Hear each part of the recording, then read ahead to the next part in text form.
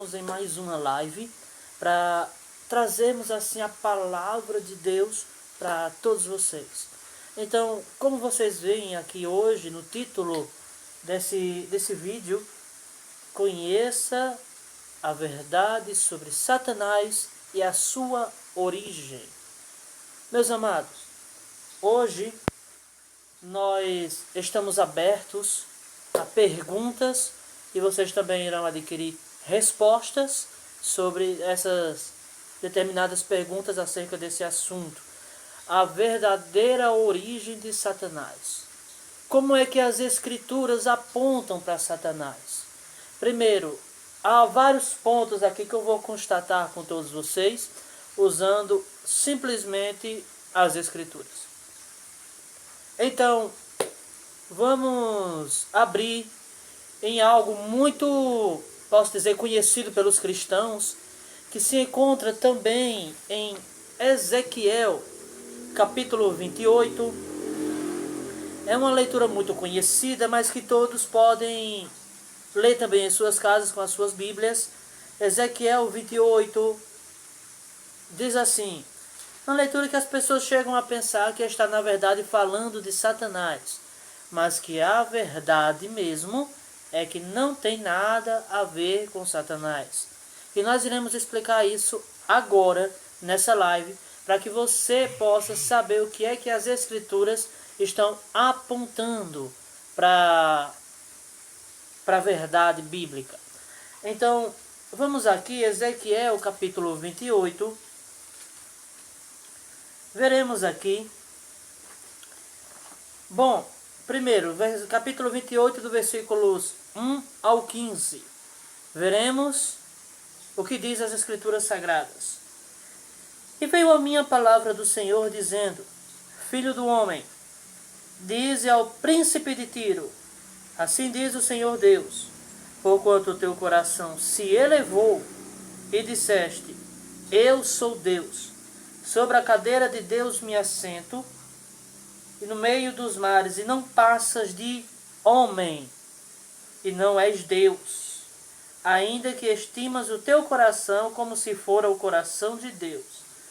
Eis que tu és mais sábio que Daniel, e não há segredo algum que se possa esconder de ti. Pela tua sabedoria e pelo teu entendimento, alcançaste para ti riquezas, e adquiriste ouro e prata nos teus tesouros. Pela extensão da tua sabedoria no teu comércio, aumentaste as tuas riquezas e elevaste o teu coração por causa das tuas riquezas. Portanto, assim diz o Senhor Deus, porquanto estimas o teu coração como se for o coração de Deus, por isso eis que eu trarei sobre ti estrangeiros, os mais terríveis dentre as nações, os quais desembainharão as suas espadas contra a formosura da tua sabedoria e mancharão o teu resplendor. Eles te farão descer a cova e morrerás da morte dos traspassados no meio dos mares. Acaso dirás ainda diante daquele que te matar: Eu sou Deus? Mas tu és homem e não Deus, da mão do que te traspassa. Da morte dos incircuncisos morrerás, por mão de estrangeiros, porque eu o falei, diz o Senhor Deus. Veio a minha palavra do Senhor, dizendo: Filho do homem, levanta uma lamentação sobre o rei de Tiro e diz-lhe: Assim diz o Senhor Deus, tu eras o selo de medida, cheio de sabedoria e perfeito em formosura. Estiveste no Éden, jardim de Deus. De toda a pedra preciosa era a tua cobertura: sardônia, topázio, diamante, turquesa, ônix, jaspe, safira, carbúnculo, esmeralda e ouro. Em ti se faziam os teus tambores, e os teus pífaros, no dia que foste criado, foram preparados. Tu eras o querubim ungido para cobrir, e te estabeleci no monte santo de Deus estavas. No meio das pedras afogueadas andavas. Perfeito eras nos teus caminhos, desde o dia em que foste criado, até que se achou iniquidade em ti.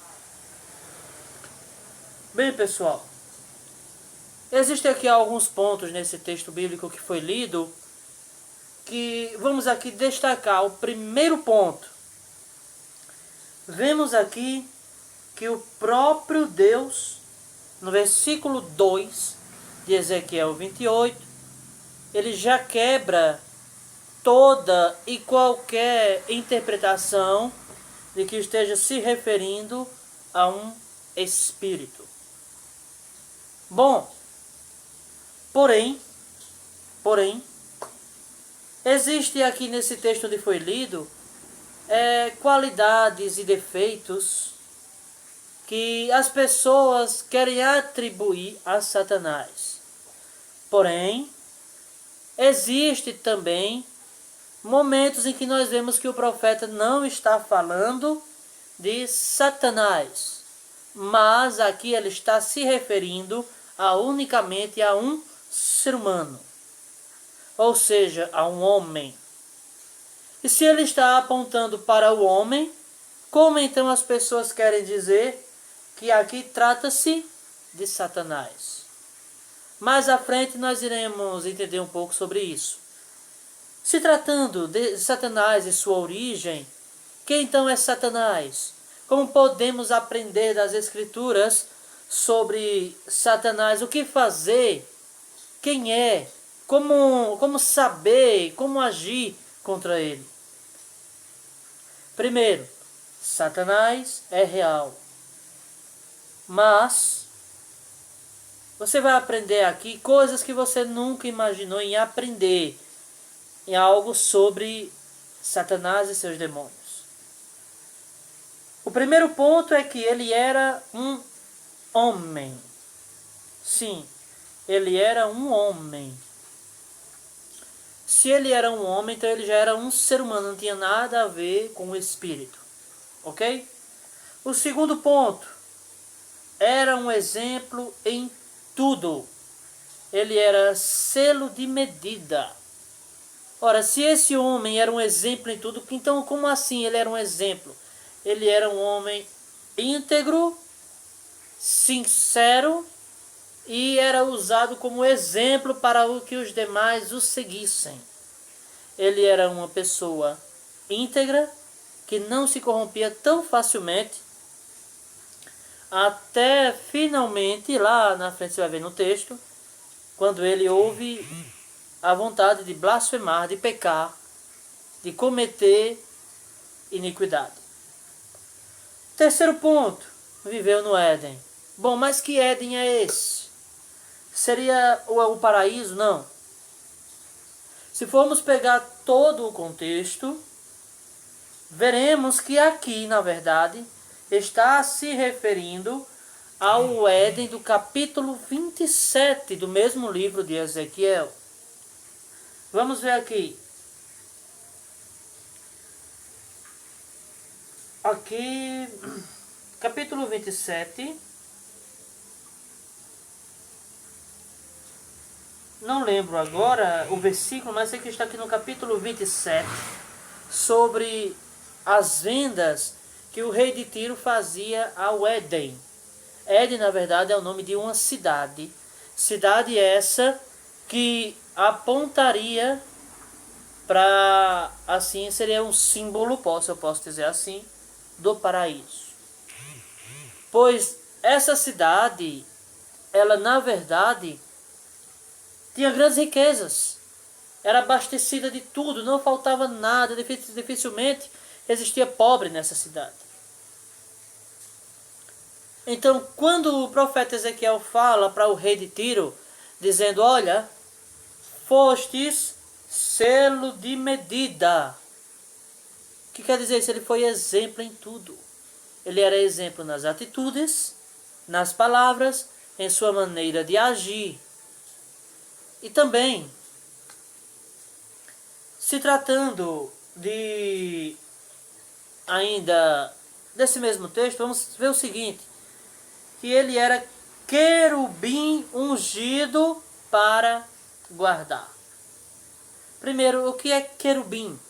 Querubim é justamente o que diz o texto. Guardador, protetor. Aquele que vem para proteger. Proteger o quê? Proteger algo daquilo que Deus mandou que fosse protegido. Primeiro, querubim é um protetor e serafim é aquele que leva a brasa. Veja lá em Isaías capítulo 6 que você vai entender um pouco sobre isso.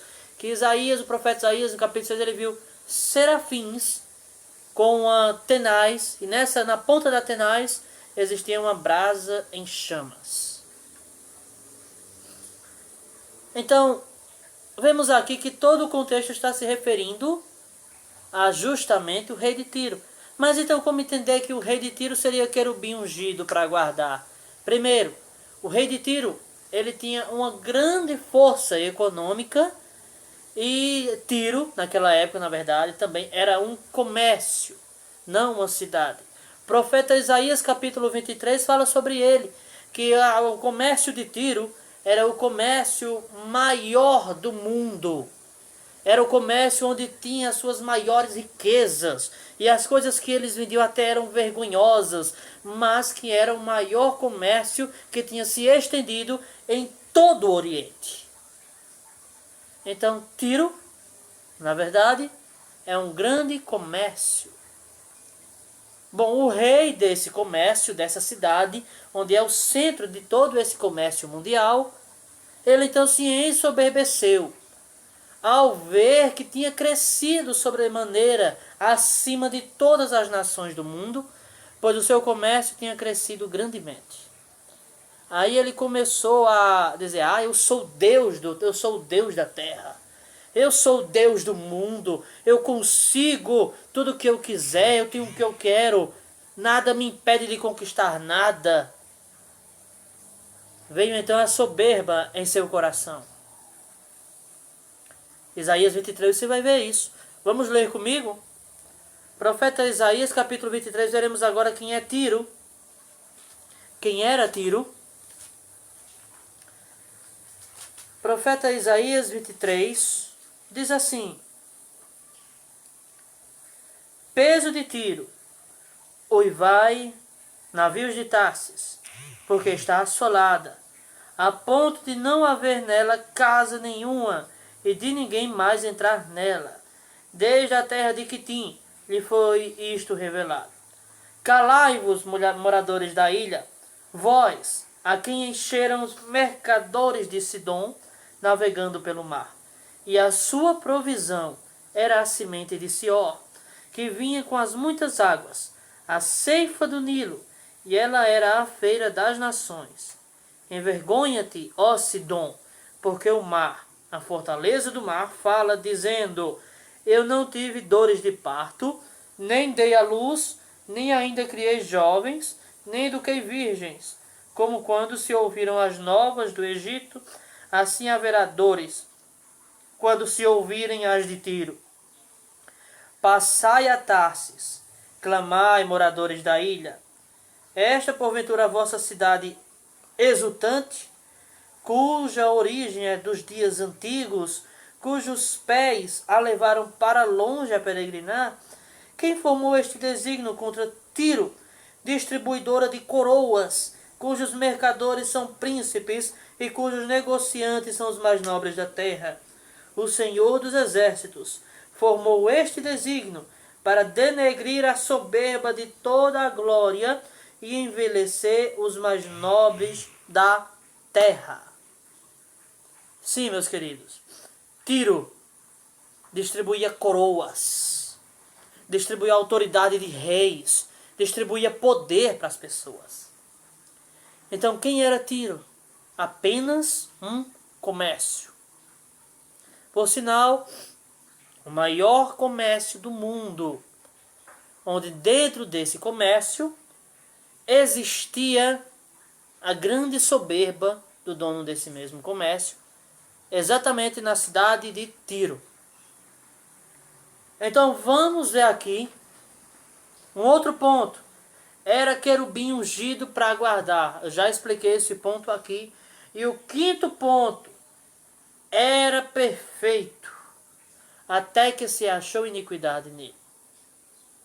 Bem, Uma coisa que você precisa saber é que antes do rei de Tiro crescer dessa maneira, servia a Deus, obedecia a Deus, fazia a vontade de Deus, mas quando ele viu que cresceu soberanamente acima de todas as nações, ele então pensou que não precisava mais de Deus,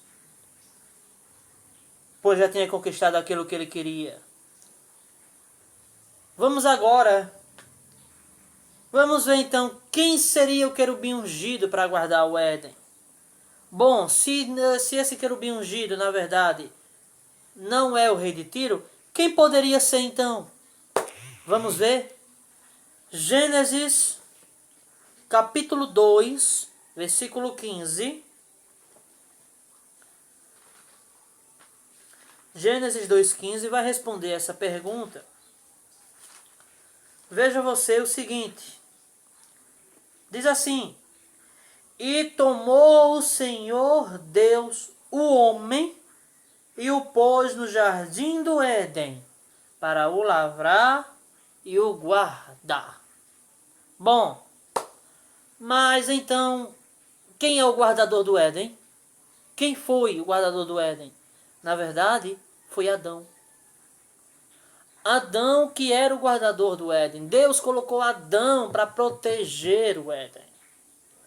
Só que, ao Adão pecar, diz as Escrituras, que Deus colocou querubins para protegerem a entrada do jardim.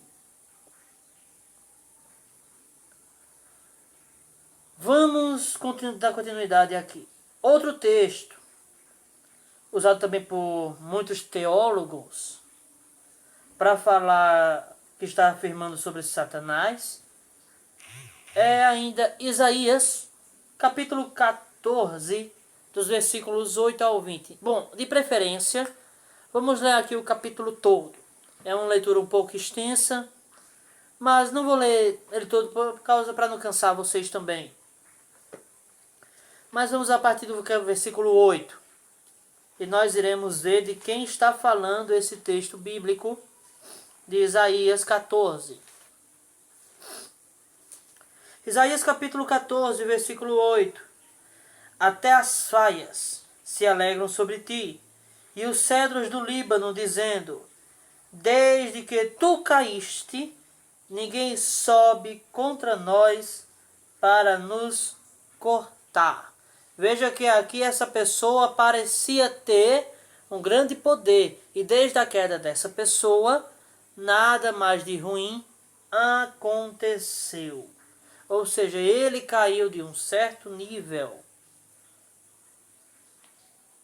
Veja também aqui no mesmo texto o que é que vai apresentar. O inferno, versículo 8 ainda mostra que ele caiu também de um certo nível. Ou seja, como assim? Ele tinha um certo patamar e então caiu. Foi humilhado pelas suas coisas que fazia, pelas situações que praticava. Versículo 9, veja o que vai mostrar. E mais, com a queda dele ainda, disseram que a terra tinha descansado. Ora, se a terra descansou, se aqui estivesse falando da queda de Satanás, a terra até hoje estaria em pleno desespero.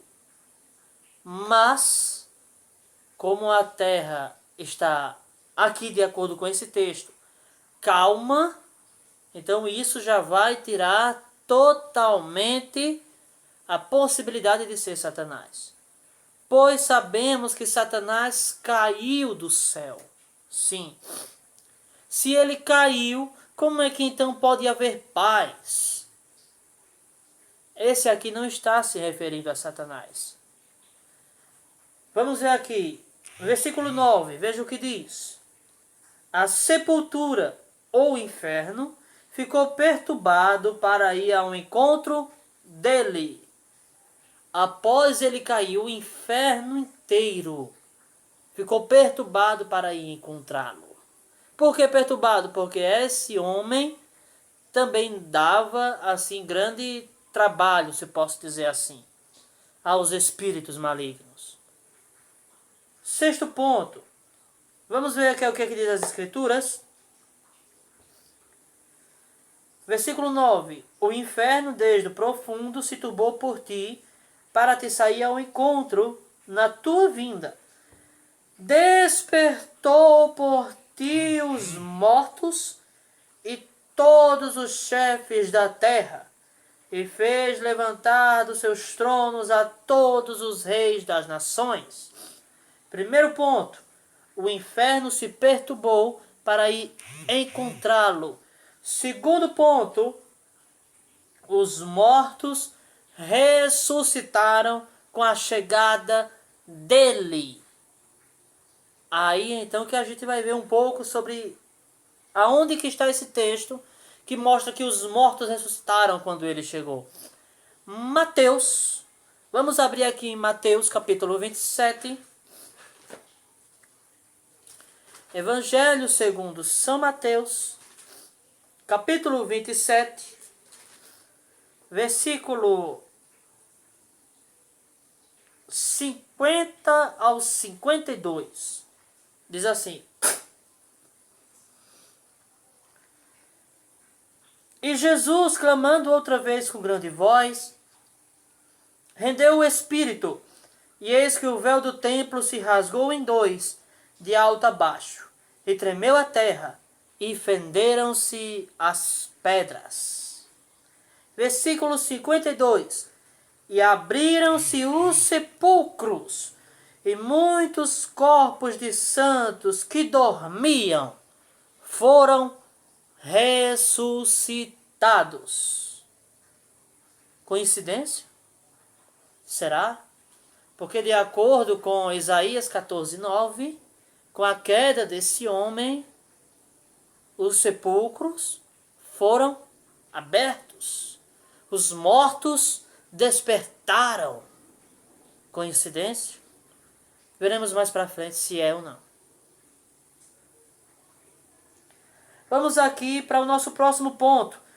Ele ainda fez levantar dos seus tronos a todos os reis das nações. Veja no nascimento de Jesus. O que foi que aconteceu ao Jesus nascer? Imediatamente, o rei que dominava naquele instante mandou que matassem as crianças de 2 anos abaixo. Ou seja, eles não ficaram sentados sem fazer nada. Pelo contrário,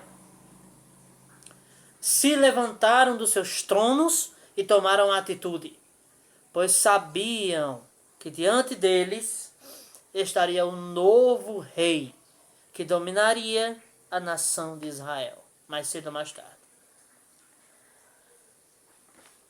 Coincidência?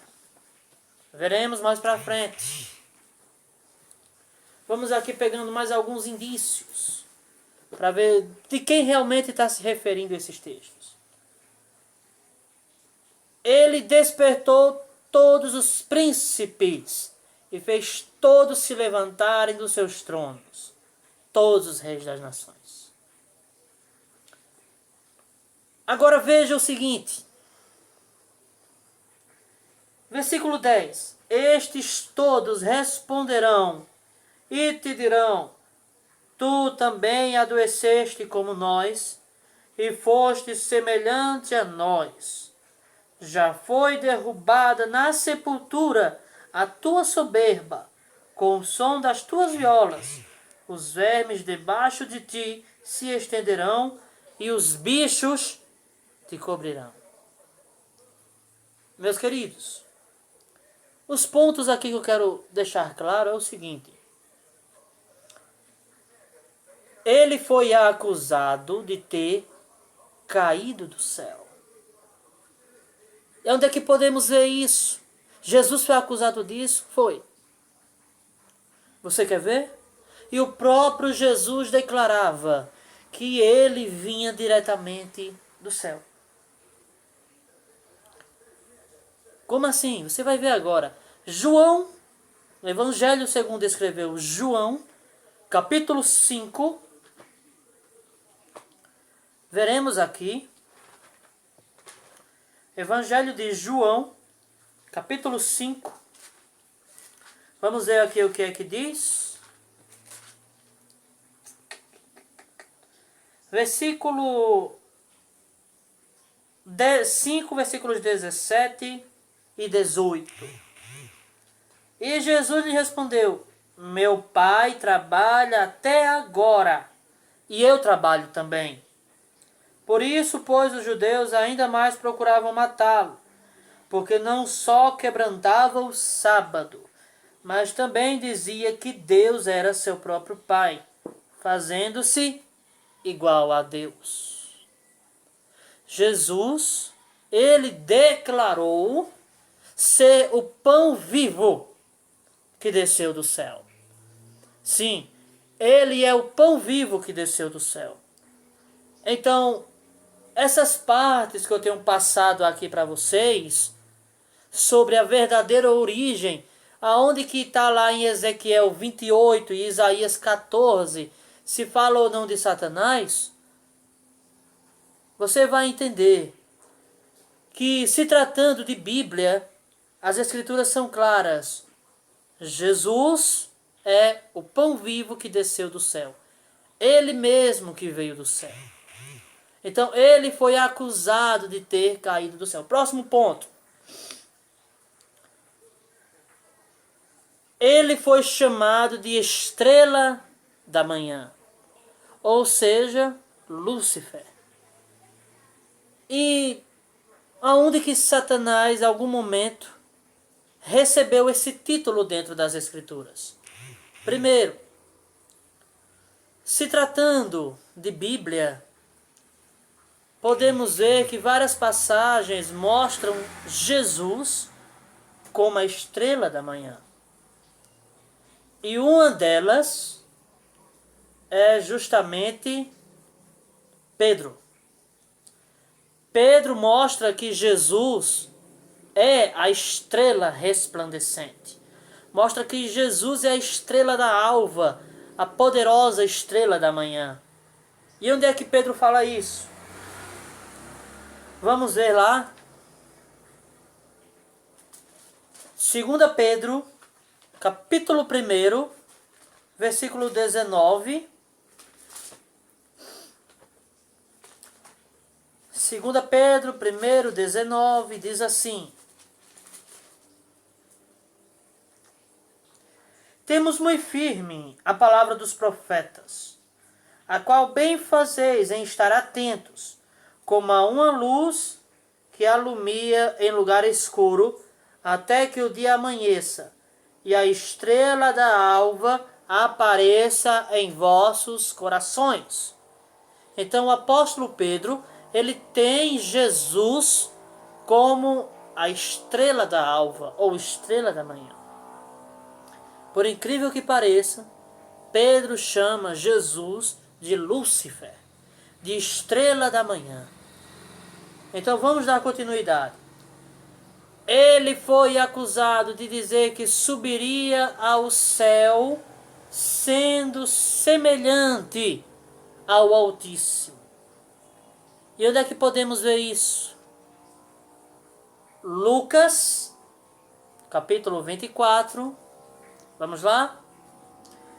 Por várias vezes ele chegou a dizer, também Mateus, ele mesmo declarou para o rei daquela época que em breve eles veriam o Filho do Homem vindo sobre as nuvens com poder e grande glória. Ou seja, ele disse que iria subir aos céus e assim estaria no mesmo patamar de Deus. E foi disso que ele foi acusado. Veremos mais? Próximo, ele morreu. Eita, Satanás não morreu. Satanás está vivo. Vivo tentando a raça humana. Tentando prejudicar, principalmente, a mais perfeita criação de Deus, que somos nós. Ele tenta, mas a verdade é que ele não tem forças para fazer nada sem a permissão divina de querer nos atingir. Então, esse homem foi sepultado. Vamos ver aqui, continuar a leitura. Já foi derrubada na sepultura a tua soberba, com o som das tuas violas, e os vermes debaixo de ti se estenderão, e os bichos te cobrirão. Como caíste desde o céu, ó Lúcifer, filho da alva. Olha aqui novamente o nome filho da alva. Foi o mesmo texto que Pedro usou em sua segunda epístola, capítulo 1, versículo 19, até que a estrela da alva apareça em vossos corações. Então o apóstolo Pedro tem Jesus como a estrela da alva. Então, veja o que diz aqui, versículo 12. Como foste cortado por terra, tu que debilitavas as nações. Jesus não cansava de fazer ministrações para mostrar o erro das pessoas, para que as pessoas fossem convencidas pela sua pregação e assim se convertessem a Deus. Ele estava ali literalmente debilitando a esperança do povo, mostrando a fraqueza do povo. Capítulo 23 de Mateus, versículo 3, ele deixa claro, ele tira ali toda a força dos escribas e fariseus, quando ele diz assim: aquilo, pois que eles os mandar fazer e observar, fazei e observai, mas não andeis em conformidade com as suas obras, pois ensinam e não praticam. Ou seja, Jesus tirou toda a autoridade prática deles. Porém, a sua autoridade de ensino, de mudança, de atitude, foram todas aprovadas por Jesus. A sua teologia foi aprovada por Jesus. Então, vamos continuar a nossa leitura aqui até o versículo 20, onde foi lido. E tu dizias no teu coração: eu subirei ao céu acima das estrelas de Deus, exaltarei o meu trono, e no monte da congregação me assentarei aos lados do norte. Isso daqui, meus amados, também está se referindo a Jesus. Como assim? Mateus 18, 20, ele diz aqui que vai se assentar na congregação, à frente da congregação, ao lado norte, à frente dela.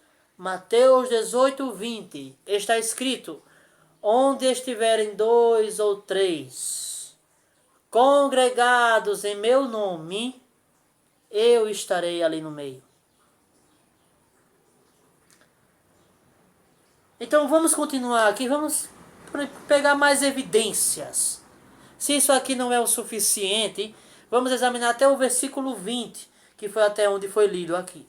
Veremos. Eu subirei ao céu acima das estrelas de Deus, exaltarei o meu trono. Jesus disse o que a Pilatos? Disse: brevemente verás o Filho do Homem vindo sobre as nuvens do céu com poder e grande glória. Por incrível que pareça, tudo isso aqui aponta para Jesus. Mas uma coisa você vai saber aqui mais à frente, que nada disso aqui é falado para Jesus. Como assim? Ele aponta, ele mostra o caminho para o Mestre. Todavia, não está falando do Mestre. Já vou explicar isso mais à frente. Versículo 14. Subirei sobre as alturas das nuvens e serei semelhante ao Altíssimo. Contudo, levados serás ao inferno. ao mais profundo do abismo. Eita, agora que surge a questão. Jesus foi ao inferno? Jesus desceu até o mais profundo da sepultura? Ou foi apenas o seu corpo que foi enterrado? Primeiro, vemos aqui ele dizendo que ele desceria até o mais profundo. E diz mais: os que te virem te contemplarão e considerar-te-ão e dirão: é este o homem que fazia estremecer a terra e que fazia tremer os reinos. Eita! Veja no versículo 15: contudo serás levado ao inferno, ao mais profundo do abismo.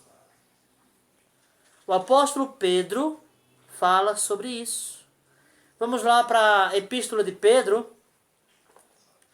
O que é que o apóstolo Pedro ensina acerca disso?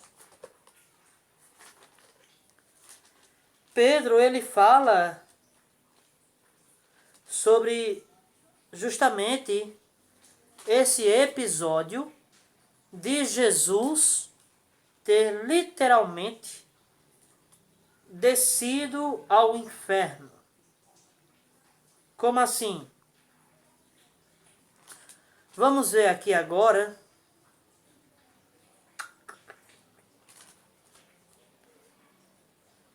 Capítulo 3 de 1 Pedro, versículo 19. No qual também foi e pregou aos espíritos em prisão. Jesus não ficou apenas com o seu corpo enterrado. Ele pregou literalmente aos espíritos que estavam aprisionados no lugar de descanso que ficava conhecido pelos judeus como chamado seio de Abraão. Então, as pessoas que estavam descansando, mas que tinham servido a Deus em vida, Jesus foi e anunciou para elas: eu sou o Messias e os tirarei desse lugar, onde vocês, apesar de estarem em descanso, têm aqui tanto calor, tanto sofrimento, logo do lado de vocês, após esse abismo aqui. Então vou tirar vocês daqui e colocar em um outro lugar. Jesus foi e literalmente pregou a esses espíritos, a essas almas que estavam descansando. Ele as acordou e colocou elas em um outro lugar ainda melhor do que o seio de Abraão. Veja mais o que diz o profeta Isaías. Os que te virem te contemplarão, considerar-te-ão e dirão: é este o homem que fazia estremecer a terra e que fazia tremer os reinos? As pessoas, ao verem os milagres que ele fazia, ficavam todas atemorizadas. O Evangelho é o cumprimento de todas as profecias que se encontram no Antigo Testamento sobre Jesus de Nazaré,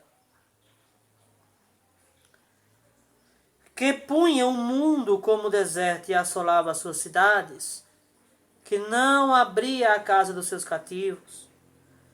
Todos os reis das nações, todos eles jazem com honra, cada um na sua morada. Porém, tu és lançado da tua sepultura como um renovo abominável, como as vestes dos que foram mortos atravessados à espada, como os que descem ao covil de pedras, como um cadáver pisado. Com eles não te reunirás na sepultura, porque destruíste a tua terra e mataste o teu povo.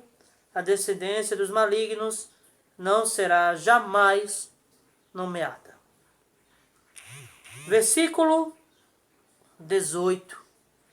Ele foi arrancado de sua sepultura Ele foi arrancado do lugar que ele estava enterrado.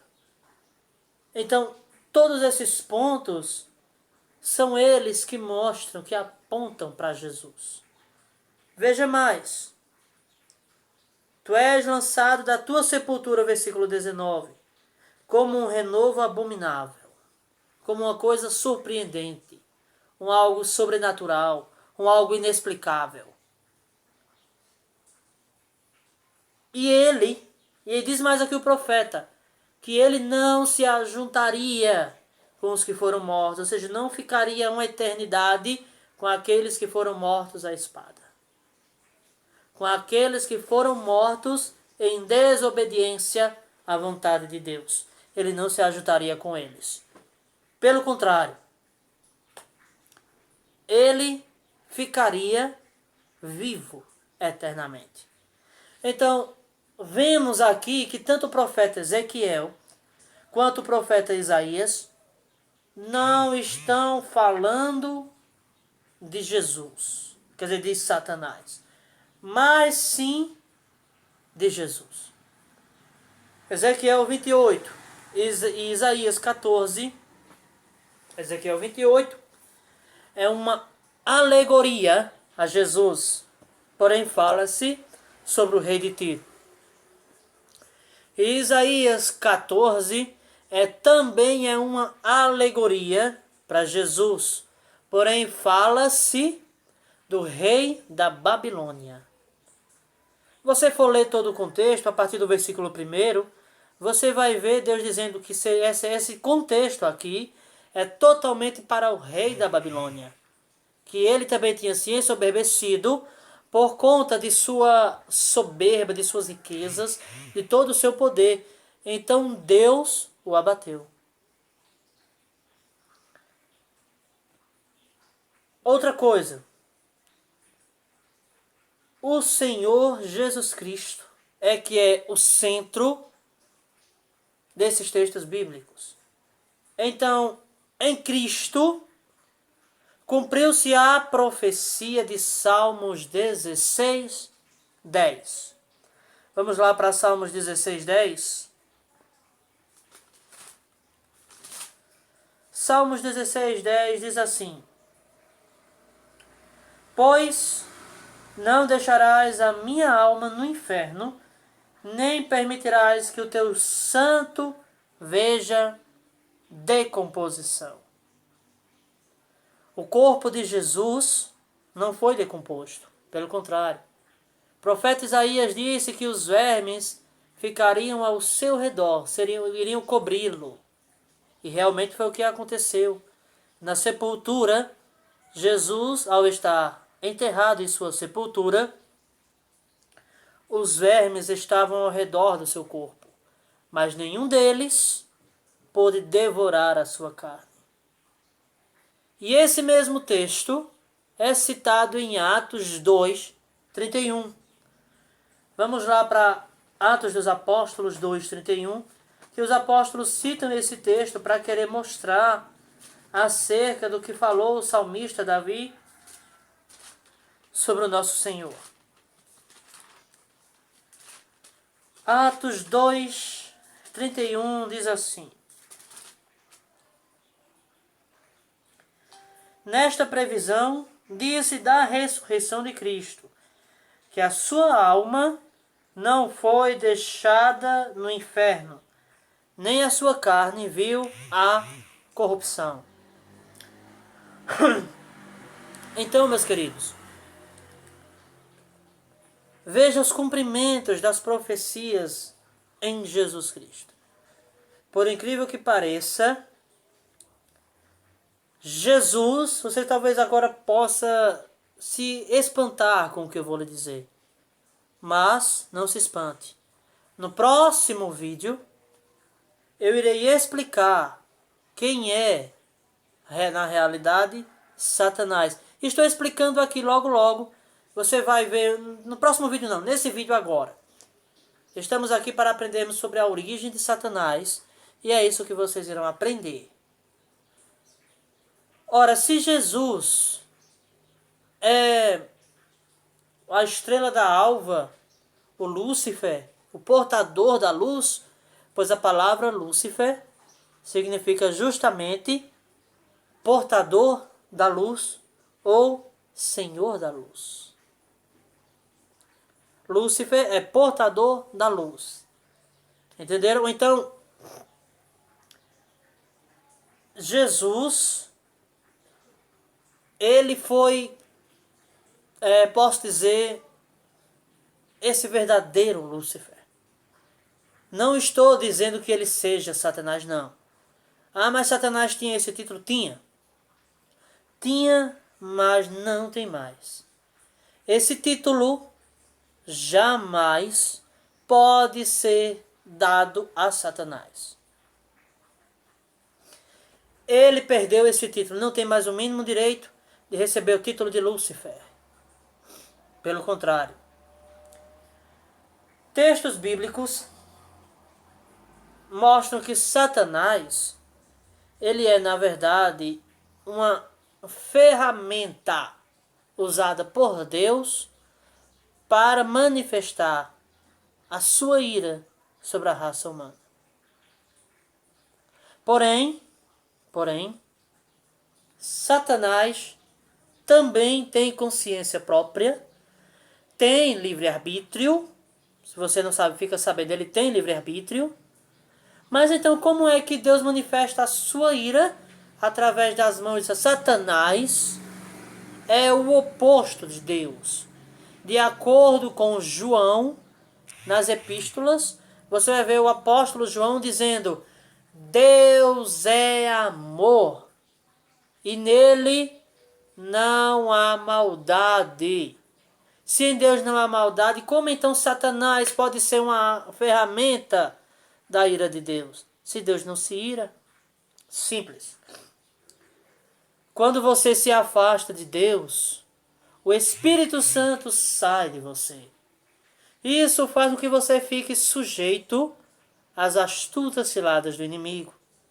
Ou seja, não é Deus que faz o mal cair sobre você.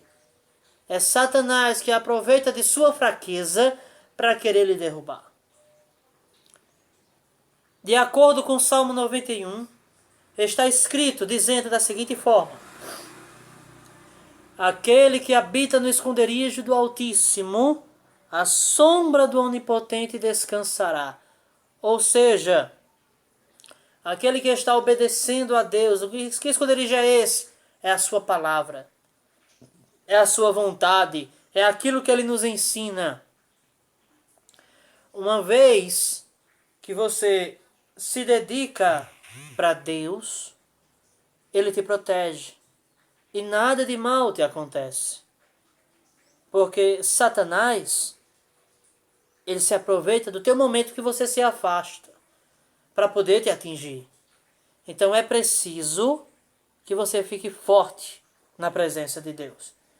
Então vamos ver aqui dois textos que vão mostrar isso.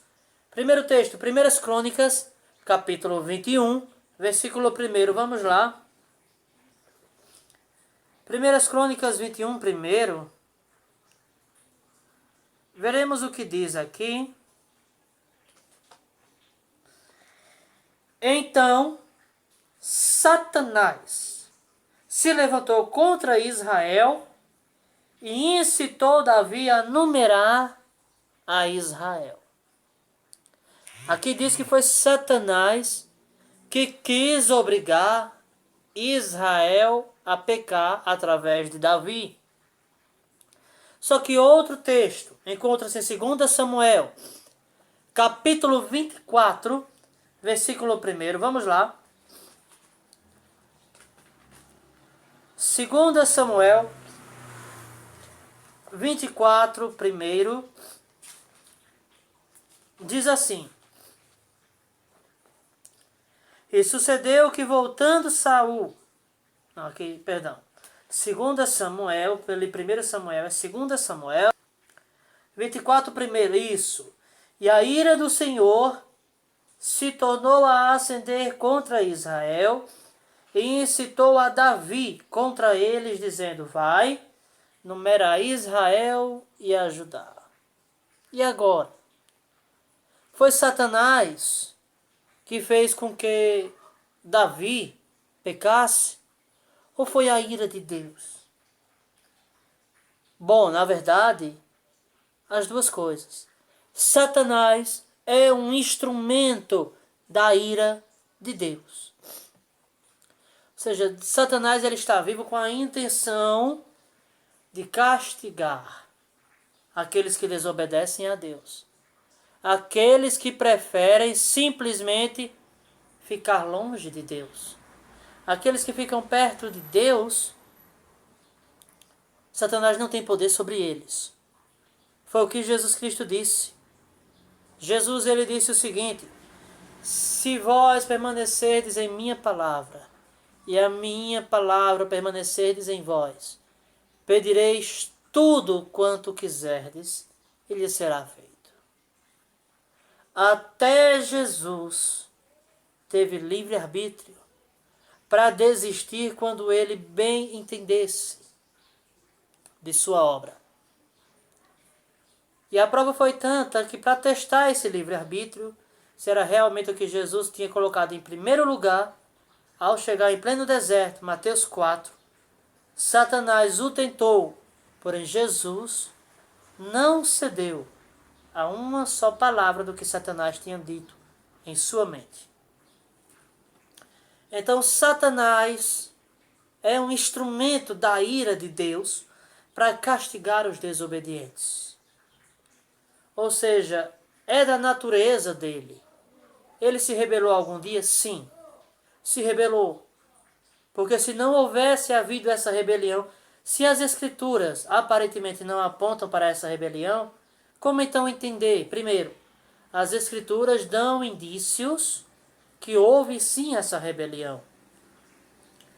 Na Epístola Universal de Judas, vizinha ao Apocalipse, Judas declara, falando sobre os anjos que primeiramente pecaram, deixando assim a sua verdadeira origem e a sua santidade. Então, essa rebelião aconteceu. Satanás se rebelou sim contra Deus e deixou o seu momento de santidade, de glória de lado, resolveu andar segundo o seu próprio coração. Satanás, ele não pode sair tentando quem ele quiser por aí afora. Pelo contrário. Nós vemos isso em Lucas, capítulo 22, versículos 31 e 32. Veremos. Evangelho segundo escreveu São Lucas, capítulo 22, versículo 31 e 32 diz assim: assim também vós, quando virdes... Lucas 22. É Lucas 22. 31 e 32. Disse também o Senhor a Simão: Simão, eis que Satanás vos pediu para vos cirandar como trigo, mas eu roguei por ti, para que a tua fé não desfaleça. E tu, quando te converteres, confirma a teus irmãos. Ou seja, Pedro não era convertido. Todavia, Satanás precisou pedir permissão a Jesus para tentar Pedro. Porém, existe aí algo que muitos pregadores ensinam. Satanás só pode fazer alguma coisa com a gente só se pedir permissão a Deus. Só que Pedro não era convertido. Satanás só pode tentar alguém sendo ímpio ou sendo justo se Deus der a permissão para que ele faça. Não pense você que pelo fato de você ser justo e estar se dedicando a Deus, você é exclusivo. Não. Satanás só tenta alguém da criação de Deus quando Deus permite. Ou seja, Satanás só faz alguma coisa contra o ímpio ou contra o justo quando pede permissão. Sim. Não é só contra você que ele precisa pedir permissão, não. Não. É contra toda a criação divina. Então vamos continuar aqui.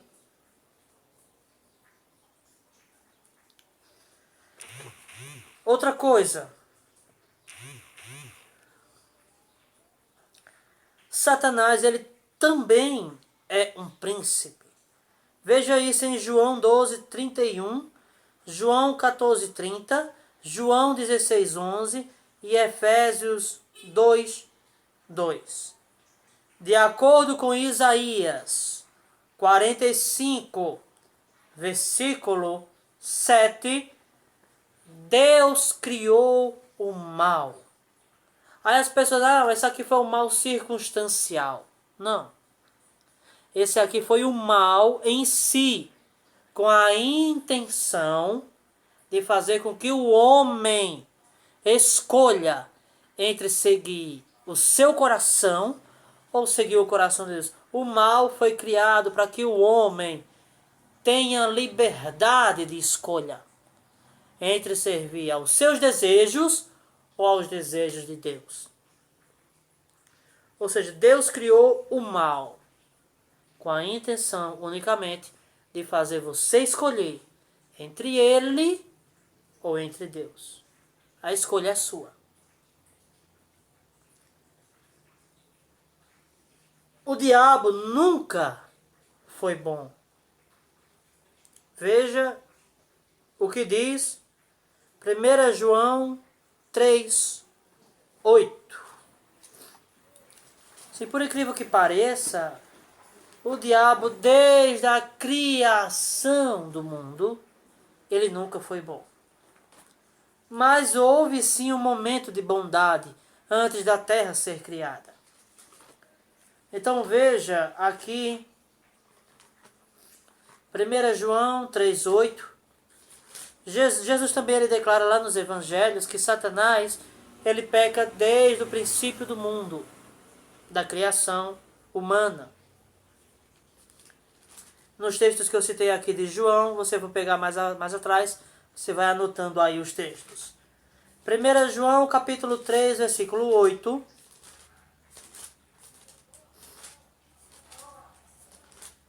Diz assim, 1 João 3,8, está escrito: outra vez vos escrevo um mandamento novo. Não, aqui achei, perdão. Quem comete o pecado é do diabo, porque o diabo peca desde o princípio. Para isto, o Filho de Deus se manifestou para desfazer as obras do diabo. O diabo peca, meus amados, desde a criação do homem. Sim. Desde essa época ele já vinha pecando. Outra coisa. João 8:44. Vamos lá. Evangelho de João, capítulo 8. Versículo 44. Veja o que Jesus Cristo diz.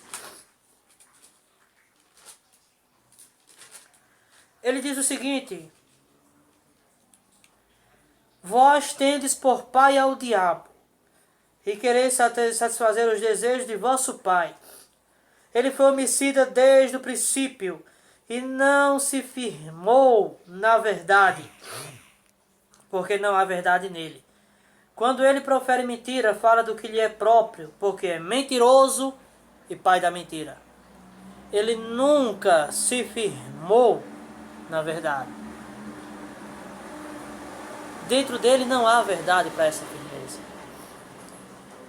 Então veja o seguinte: o que as Escrituras ainda apontam é que Deus, sim, foi Deus que criou Satanás com a intenção de já fazer o mal às pessoas.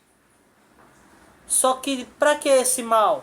Eu já disse, para que o homem possa escolher entre servir a Deus ou servir aos desejos de sua carne.